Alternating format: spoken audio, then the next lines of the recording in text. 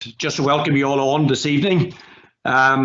Just maybe to remind everybody that these 4 webinars are really aimed at club coaches who obviously club football is back up and running again. Everybody's out obviously training and have been now for quite a while. So we had Matty Brady last week on rest and recovery, training load around club players after a 3-month layoff.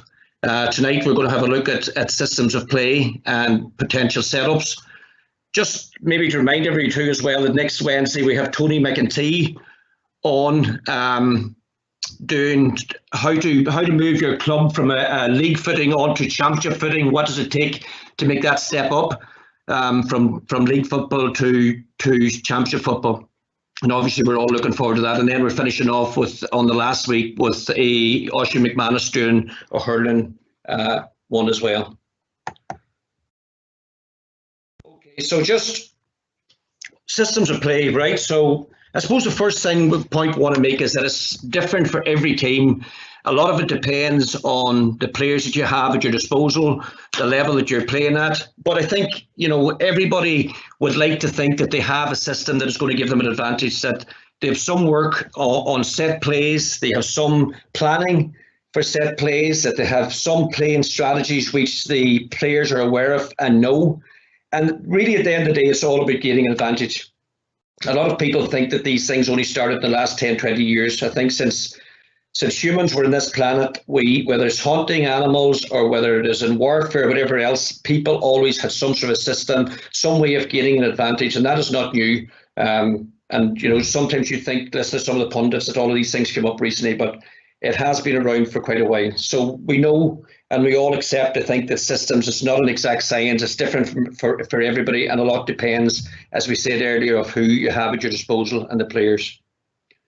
So just to get started, to relax everybody a wee bit, just what I want you to do here is I'm going to show you a number of pieces of equipment or playing equipment, and you are to guess the sport. So I want you to text in, and Gareth will have a look at this as to who is the first in with the answers. So I'm going to show you a few pieces of equipment here.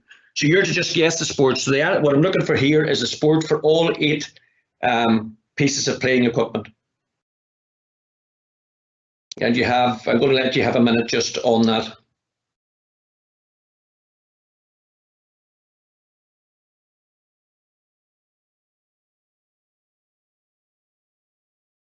Definitely a few of these you should get.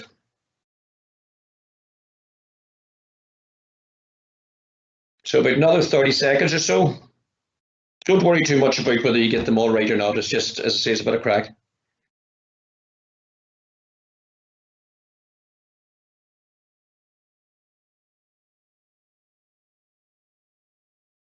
Probably another 20, 15 seconds.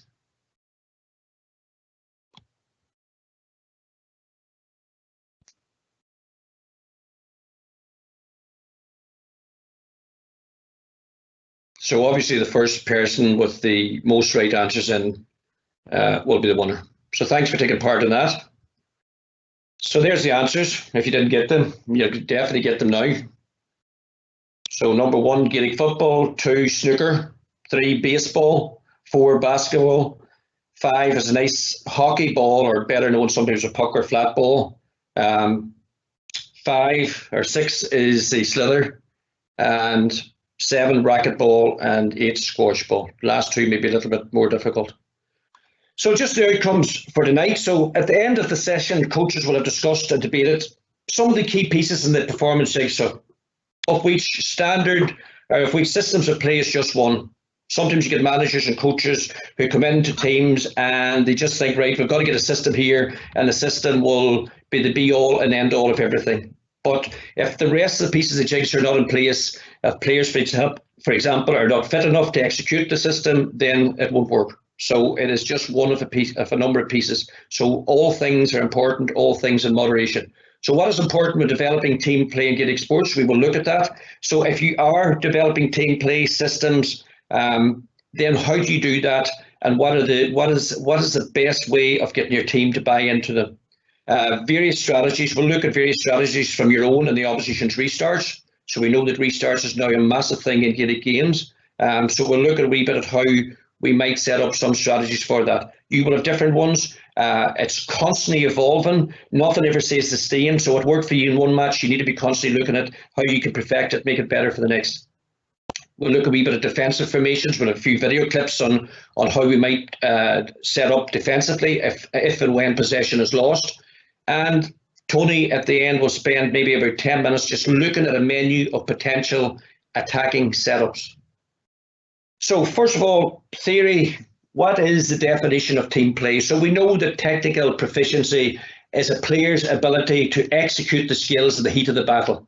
So in the least possible time that they have. So we can have players who are very technically good in the kickabout, for example, where you have all the time of the day and there's no pressure on them, but the player who can deliver in the high intensity game. So that's technical proficiency.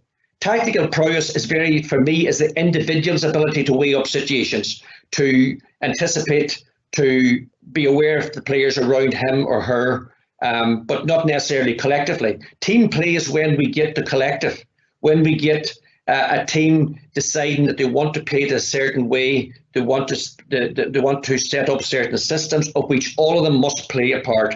So the collective ability to anticipate movements and synchronize who goes where during play. Okay, so at the top there, what do we mean by team play? Know the who and the where. So ultimately, at the end of the day, it's about increasing the chances of scoring when in possession. The most important stat of all is the scoreboard, and decrease the chances of opponents scoring when not in possession. Okay, now, I think George Graham way back in the day with Arsenal, if anybody can remember, George Graham used to say that if you didn't concede anything, you only needed one score to win. So, for me, defensive stuff is important. So that leads us right into, you can't think about systems of play without talking about the principles of attack, keeping possession. And this must be dyed in the wool of how we coach our teams. So we have lots of games for keeping possession. If you see the diagram over on the far side, you'll see, the game at the centre of everything. The condition game, the full-sided game, the backs and forwards game, the small-sided game.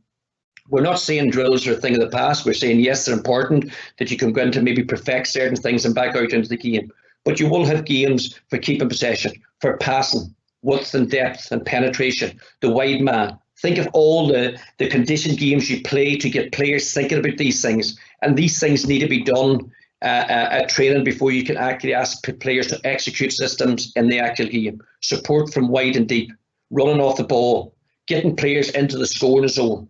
Not going for the outrageous score from the sideline, which works maybe once out of 10, that doesn't work out a really good percentage, but working the ball into the scoring zone for the simple, nice score because other players have created the space, have done the work off the ball to create that space.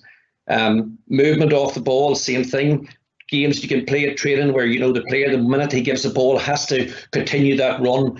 Nobody stops just when they give the pass. So it's like, you don't admire the pass, you give and go, you move the ball, you move yourself. And there's still room there for improvisation. There's still room for the brilliance of players to execute a great pass, but within the system to some extent. And all of this is weighted in communication. Unless your players believe in the system, believing in communicating and working and talking to each other, it won't work. And it's quite simple again. It's very similar for the principles of defence. You lose a ball, you want it back. How do you do that? You get bodies back, you work hard, you dispossess, you don't jump in, you defend the goal, you make sure that scoring zone that we talked about when we're in attack is defended at all costs, denying the player space, delaying the pass, holding the play up, group tackling, concentration, focus, control and restraint in the tackle, as I said earlier, not jumping in like the red flag to the ball and being caught on the wrong side of the line. And once you turn over possession, then supported pace, explosive pace when you turn over a possession and developing the play. Again, all weighted in communication, forwards, defenders, the team really talking to each other. And again, I refer to the diagram on the right-hand side. It's all there. It's all done at training. It's not something we just suddenly is new to players. They're conditioned to do this at training. Again, that's just a reiteration to some extent of what we just talked about, but with a wee caveat on the side where players must take responsibility. And that's a large part of what really I'm talking about tonight. Unless players are deeply involved, unless their fingerprints are over these systems, unless they feel they have some ownership of these systems, they very often can blame the management at the end of the day. Well, that was never my system. We never really believed in it anyway. So that's why from the very foundation stone at the beginning of the year, when you start to work with a group of players, you start get them to think about how do we want to play, and get them really involved in that. So obviously this workshop, myself and Tony would have done this a number of years back as a workshop in a classroom sort of setup, and we would have had a number of tactics boards, a number of flip charts, and we would have got a lot of feedback from the coaches who were there. So just I won't be able to see these texts coming in, but Gareth will be able to see them in. So we're operating remotely. So I just want you to text some ideas on some playing systems that you might have used. Some that you may have seen or encountered or came up against. So you just take a pause and just send in some of those.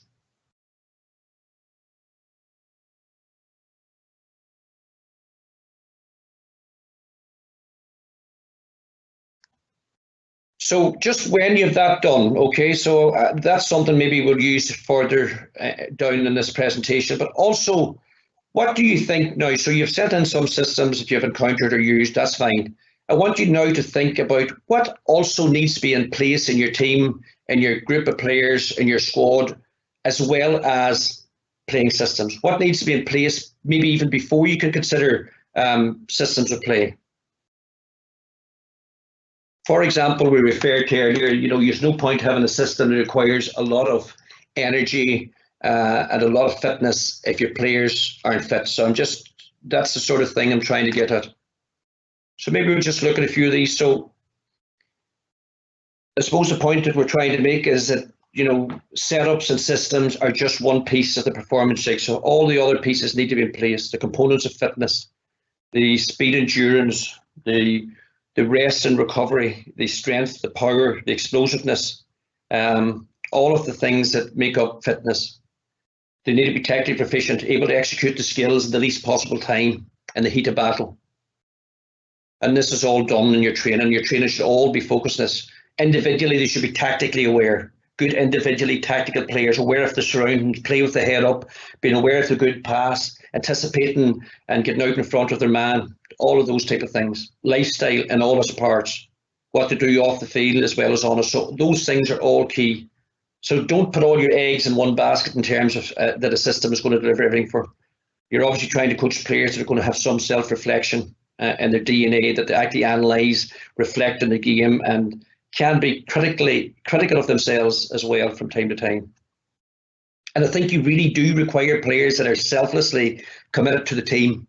If you're thinking of the role that the number 10 and number 12 now play in any team, it is a very selfless role. Certainly from what I would expect from my number 10 and 12, cover every blade of grass, back breaking up attacks, still able to get up and join an attack, being transition players, being able to score, all of that. Some of those guys may be covering 10K in a game and doing work that maybe they don't necessarily see as what they'd really like to do. Everybody wants to play midfield, maybe everybody wants to get into the scoring zone, but some people have to do the hard work. Okay, so just devise a system of play, and this is more, I suppose, I'd ask the players when we've done this in the classroom to put up on the flip chart or on the tactics board a system that they had used in the past, right? So, and we asked the rest of the group then to critically analyse that system. So someone might have put up a kickout strategy, whatever, and they would have looked at the key advantage of that. Then they would have maybe went round the room, the various groups, and how would you counteract that? What are the weaknesses of this system? And consider ways to combat the inherent weaknesses. And only by doing that would you constantly evolve the system that you're playing. And only by doing this will it constantly get better. So you must never sit and say, oh, well, God, that worked for me last Sunday. I don't ever need to look at that again. You need to be consistently thinking about how it could be better and how, if you were the opposition, you might combat that. So that was a very good exercise that we've done. Obviously, we can't do it to the same extent when you're doing it remotely, but we'll be able to show you maybe some videos that we weren't able to do in the classroom facility as well. So just on the devising tactical team ploys, so you're probably, a lot of these you have already texted, and I hope. So strategies that we have all seen used. Okay, so for throw-ups, do you have? We would have asked when we done this in the classroom environment, we would have asked maybe we had broken them up into maybe 7 groups of 5, depending on the numbers we had. So one would have worked on throw-ins, one group. So we looked for 2 variations from that group. We would another group on restarts, on defensive systems, transitional strategies, offensive strategies, the 45-metre or 80-metre freeze, depending on whether it's football or hurling, or various set plays, whether that be hot balls or whatever. So we looked for the groups to come up with 2 variations. So it's something you might want to think, do you have a number of variations for what you do? If it's restarts or kickouts, do you have a number of variations? Because plan A will not always work. And if it worked last Sunday, it may not work next Sunday. If it's only for the fact that maybe the opposition hear about what you're doing or how you play, and they've set up to counteract that. So you need to have a number of variations. But I would remind you at this stage that you also need to have players who can think for themselves, because no coach or no manager can give players a script that will counteract every eventuality that's going to occur on the field. Every game is different. Every play is different. Games take a turn of events that you may never have anticipated. So that's where you need players who can think for themselves. You don't have a remote control button. So above all, your coaching on a Tuesday, Thursday, Friday night, whatever nights you train should be working on decision making and players the ability to make good decisions. So common systems that are out there, the sweeper, the transitional player, and I know there's a few questions coming in on the sweeper. I think the sweeper has evolved again. It very much depends. If I would maybe see your number 15 dropping back, your number 13 dropping back. It could be your number 8 for that matter dropping back, and number 15 goes out and takes his position. But one way or the other, you may have a sweeper who you want to be a player who protects your full back line, who is very much involved in the transition play when you turn possession over, who can actually end up scoring 2 or 3 points in a game. In an ideal situation, if you're playing against an opposition that has a really, really dangerous inside forward, you might want your sweeper to be more cautious and to try to kill a lot of that space in front of that player. And as the game evolves, if you're getting on top of that, then it can become more transitional as the game goes on. So a lot of it depends. We've seen the 2-man full forward line. Very seldom now you see a flat 3 up front. So, that number 15, 14 or 13 or whoever is dropping somewhere, maybe as another midfielder or whatever, but probably not sitting as a flat full forward. Crowded midfield, don't know whether you see that so much now or not, but at times depends on who you're playing against. If you thought you're playing against an opposition that you have to break a lot of ball and one break ball, you might crowd the midfield. Blanket defence, well, yeah, blanket defence is very much still in, but I think it's very much a traditional blanket defence. It's much more fluid than it was. It's not just, players sitting back and not pushing up at all. I think that blanket defence, yes, you have players dropping back. There are times in the Dublin team and all of the best teams out there at the minute, you'll see maybe 15 men behind the ball, but they're very explosive then when they turn over possession. Flat 15, with the sort of the bear in the square type of setup. And Tony will go through some of these later on. It still happens from time to time, but that fellow up front has got to be a fairly mobile player as well. I don't think you just can get away with the big and mobile full forward any longer. You've got to play for the extra player. Should you have the opposition get a player set off? How to use that player? Who is he? Who's allocated? Does he get wide? Does he stretch the opposition? When the opposition realises that player is actually starting to hurt them and they pick him up to somebody else, have you got another couple of players who can do that role? What happens if you've got a player less? How do you try to make up for that player less? As well as everybody stepping up the work rate, how can you be cute and doing that? And obviously there's the interchanging lines. There's stuff nowadays as well where the zonal marking from the restart, where if the defence all go into a wee ball in the middle or around the D, you don't necessarily follow them in, but you actually mark the zones along the side because you know that their keeper wants to hit the flanks up and down the left and right hand side towards the wings. So you can do a lot of work on a zonal marking. Pushing up from the restart, even overloading. I've seen the case where I saw Dublin and a couple of players actually overloading and leaving a forward up the field unmarked and just pushing right up on the restarts. You've seen in the past, if you're maybe a man down, 4 or 5 points up, where you might give the opposition the restart. You might even challenge the kick out. It depends at what stage the game is, how it's going, and different things. And the restart going over the top, we've seen begging. Cluxon, all of these guys, where everybody drops in, but one player actually explodes out, and that player is hit over the top, going in the right direction. So you've seen again midfielder dropping, and keeper. The role of the keeper is massive, absolutely massive now. Even with the new rule where he can't get the ball back directly from the kick out, he still can be very much a 16th man, very much another defender, and possibly even more. Okay, so that sort of leads me into potential kick-out strategies. And listen, there's hundreds of these, and they may not work for long in a game, but if they work once or twice, or they're effective a few times, then sometimes that can be the difference between winning and losing. So in this case, we have the red team. Okay, so the red team has got a strategy for a kick-out.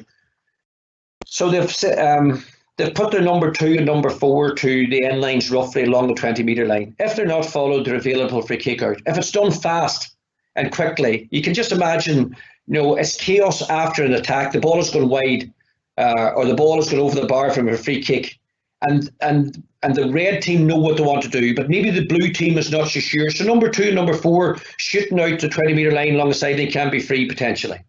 The other players, 5, 3, and 6 and 7, are sort of gathered in around the D. And normal circumstances, a lot of club football, the number 12, 14, 11 and 10 will follow them in, thereby leaving massive space to the flanks. And you have your number 15, who is sort of that sweeper come corner forward who's dropping deep, available for a kick out. You have 8 and 9 who can move either to the right or left for a kick out. But very often you have the deep lying 10 and 12 who could come short for that one bounce into their chest, and you have one possession from that kick out. Low trajectory kick out, not something that's hanging up in the air. And listen, if you're playing against the elements, you're playing into one, this may not work. So number 10 and number 12 there may have to come a lot deeper, or the kick out may have to be worked short. Okay, so hopefully you've seen that long enough to absorb some of what I'm talking about. So I'll just move on. Again, the only difference in this one is that I don't always think that it's necessary for everybody to gather in round the D, and it's not realistic either that they can do that after a chaotic attack or whatever. So they may just bring it in narrow and long. So you have 5 and 3 in close to the D, yes, but 6 and 7 have just narrowed it, still creating that space to the right and left, and they're still maybe available for a break ball too, should it happen to go long or be mishit or whatever. So I'm just not saying it's going to be all of these people just dotted in round the D. In this case, it's just they're going narrow and leaving space to the wings again. So a wee bit of an alteration to that.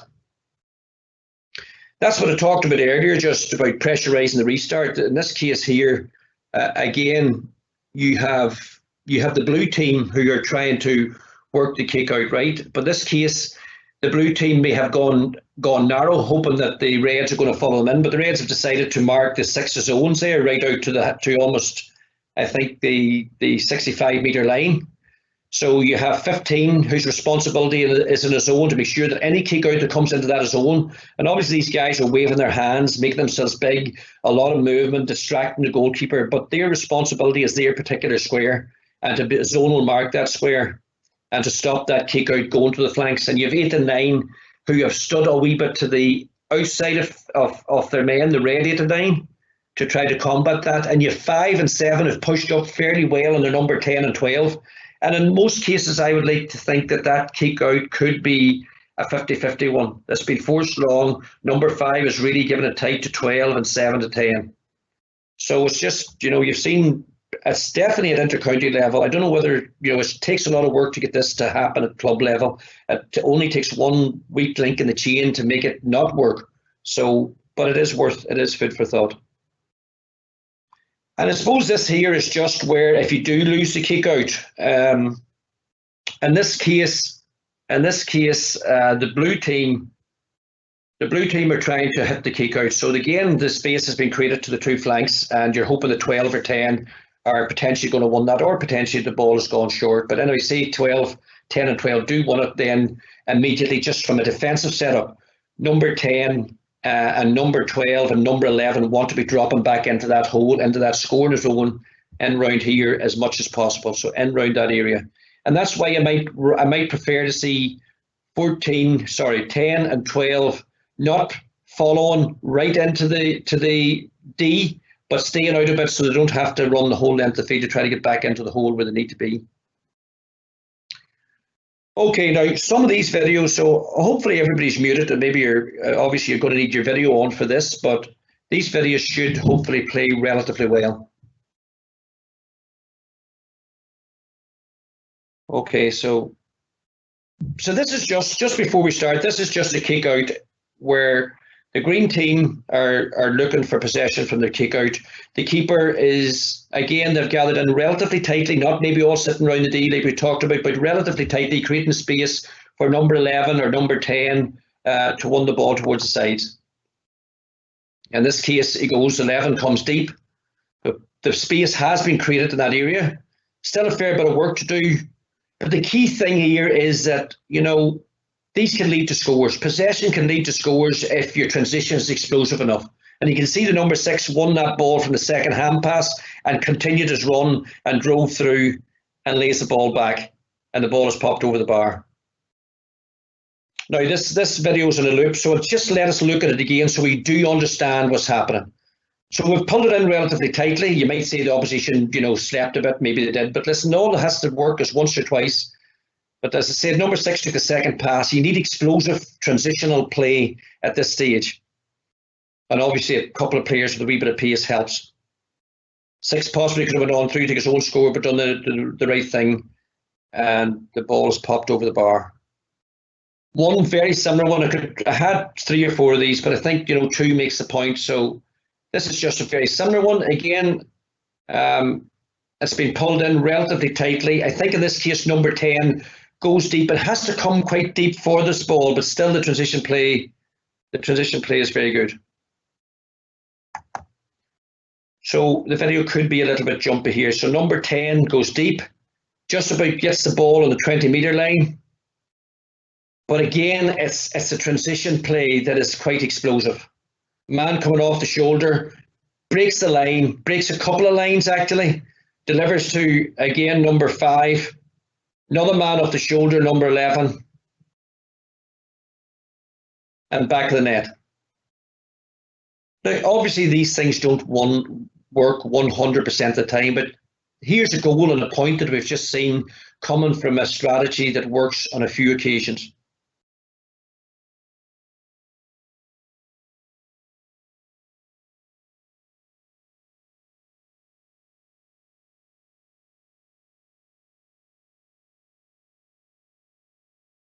Okay, so defensive strategy, right? I want you can probably see that image up already, and you'll see the number 12 already before I start this video with his hand up. Now, this number 12 has had very direct instructions that if the ball is won on the other side of the field from him, that is the number 10 side, that he immediately witnessed that ball being lost, and the team in black, which I think in this case is Mark McClune, if they won the ball, then his job is to get back into the hole. Okay, so I want you to watch the number 12. So he's already pointing, he knows, and he goes. So he's gone.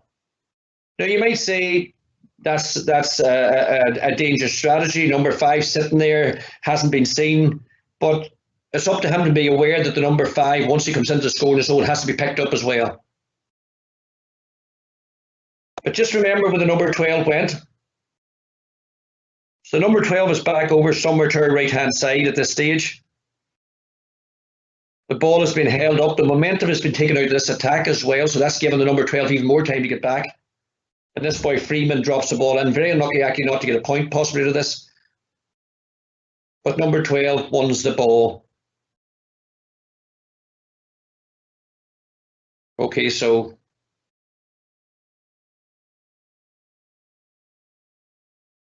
and the ball is moved out across.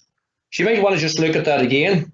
And it's the same ploy for the number 10. Should the ball come to this side of the field, then number 10 would be doing the exact same thing. Now, just the one dangerous thing about it, that is if your number 5 starts to hurt your strike balls over the bar from distance, then obviously you have to change that ploy.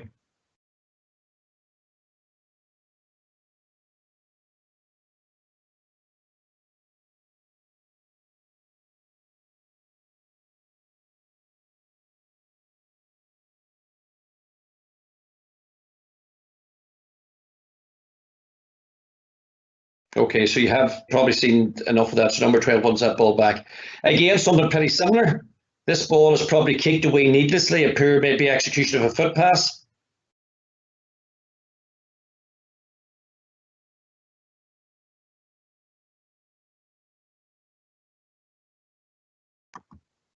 Okay, so the ball has been given away.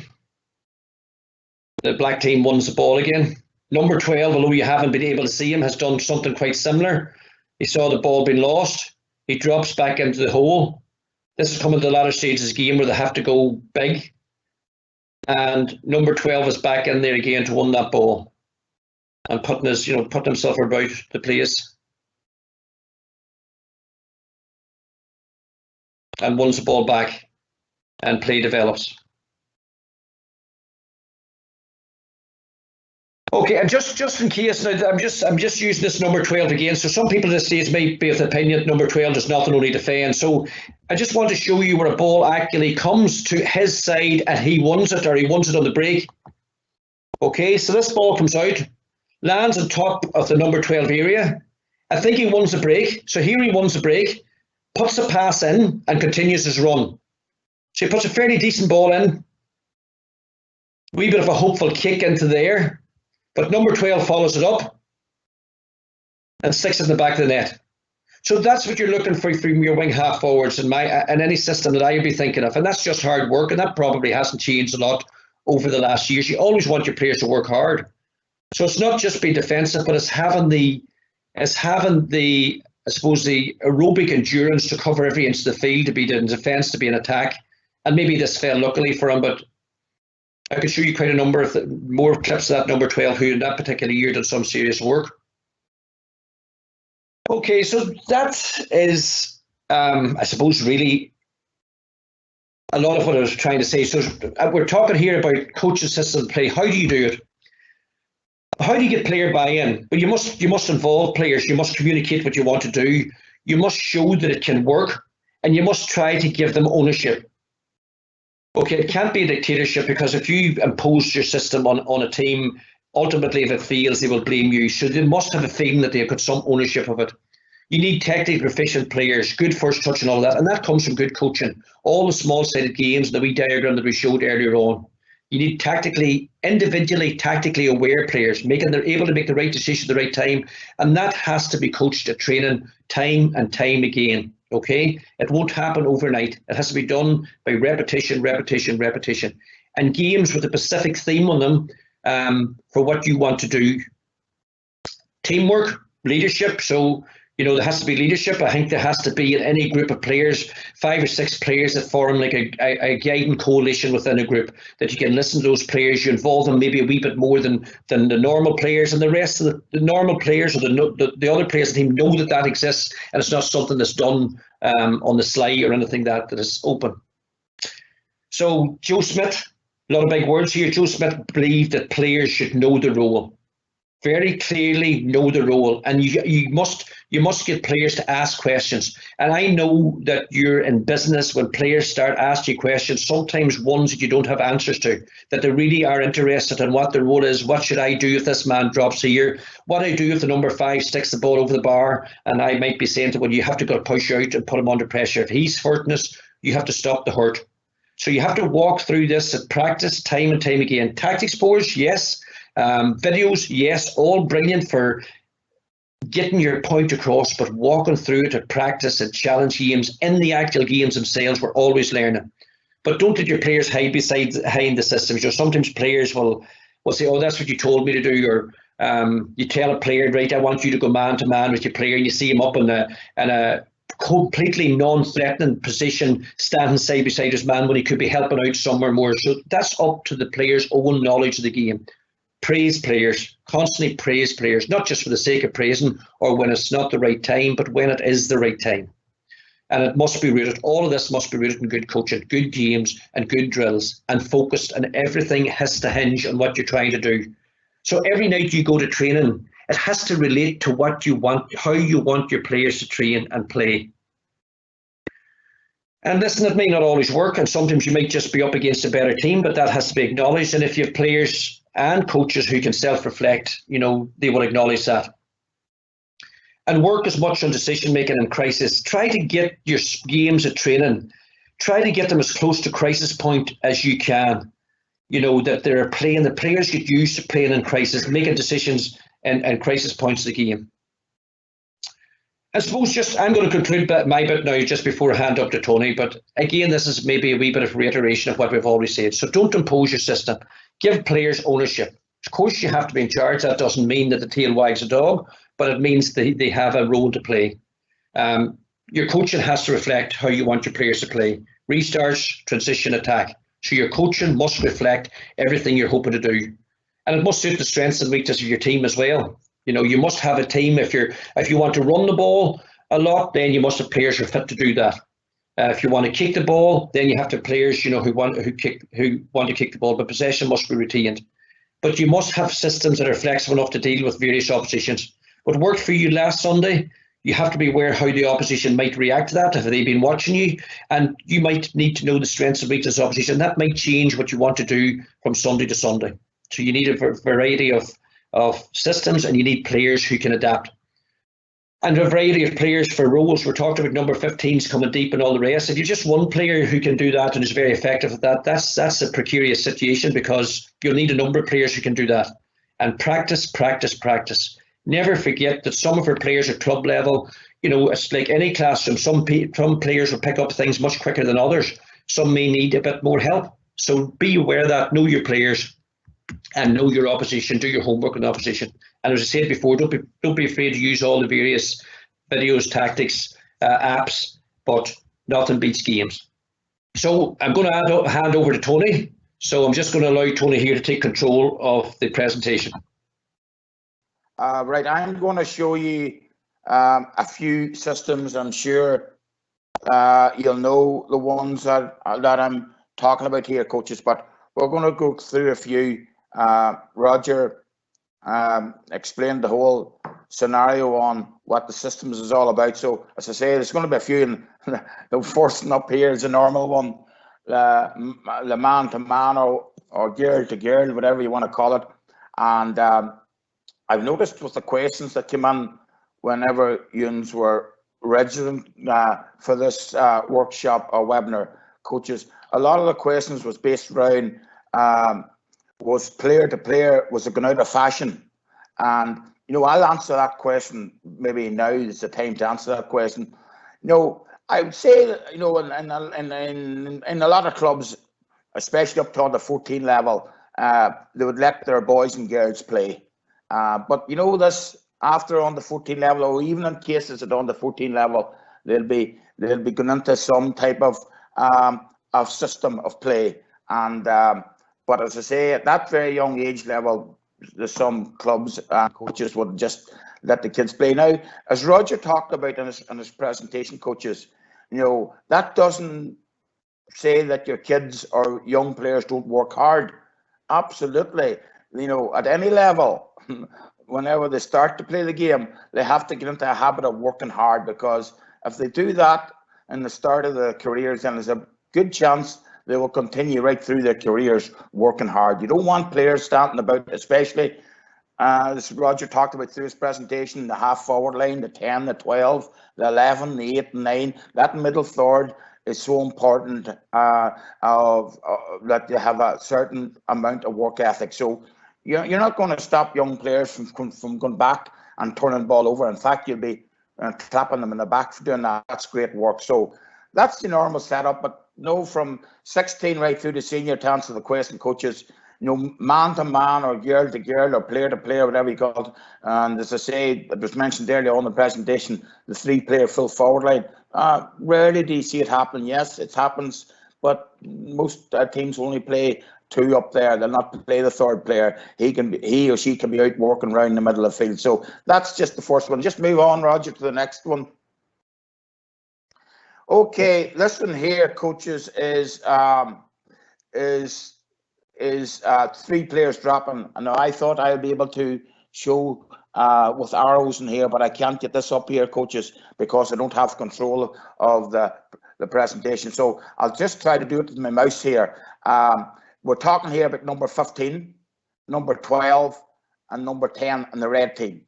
And we're just saying that this is one that, it's common practice that they just drop when the opposition is on the attack. So they're sort of dropping when the ball's going down towards their goals. They're not just dropping back to set the sweepers. But as I say, number 15 red, 12 red and 10 red are just dropping with the play and filling them spaces. As I say, the scoring zone, which is 45 inwards. So they're dropping in, filling spaces, maybe setting up a wall there just out to 45 and maybe another line of players just inside. So it's harder for the attacking team to get in through into the scoring zone to score. So that's just, and see the three players up front that looking at number 14 red, looking at number 13 red and looking at number 11 red. They're not just up there to stand about either, coaches. Them three players, most coaches would expect them players to tackle and pressure and turn the ball over and delay the move right out till the 45 and maybe as far as the halfway line, or in some cases maybe further back. So they're not just up there just to wait for the handy ball, waiting for their teammates to turn the ball over. No, they have a certain amount of work to do to delay the white attack, to slow it down, to give the other reds, their teammates, an opportunity to set up. So it's all about work ethic. Right, move on to the next one, Roger. Okay, this is what you call it. It's the shape of a triangle or whatever you want to call it.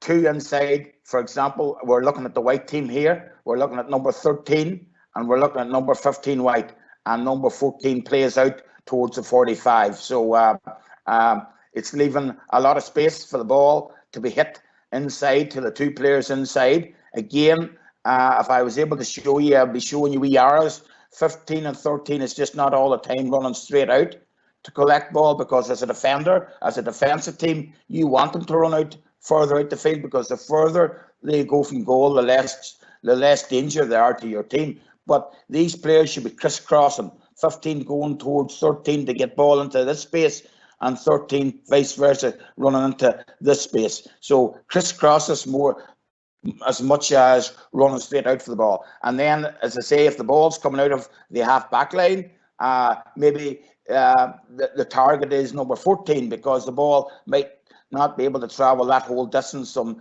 the half back line, 30 or 40 meters right into the 13 or 14. So number 14 can become a point of hitting the pass to 14, and he or she can run across the line there and make themselves available. And again, looking at with that system, you have number 10, 11 and 12 working back, turning the ball over and doing all the hard work. And as I say, if that early ball's on, then you have an opportunity to hit three players. But again, it's according to if the opposition is playing sweeper or sweepers, so it might have to be a case of running the ball, but there's always the option of the three players up inside, especially 2 and 14 out a wee bit, so on. So just move on to the next one. Next one is something similar, only it's the other shape. It's just 1 in and 2 out towards the 45.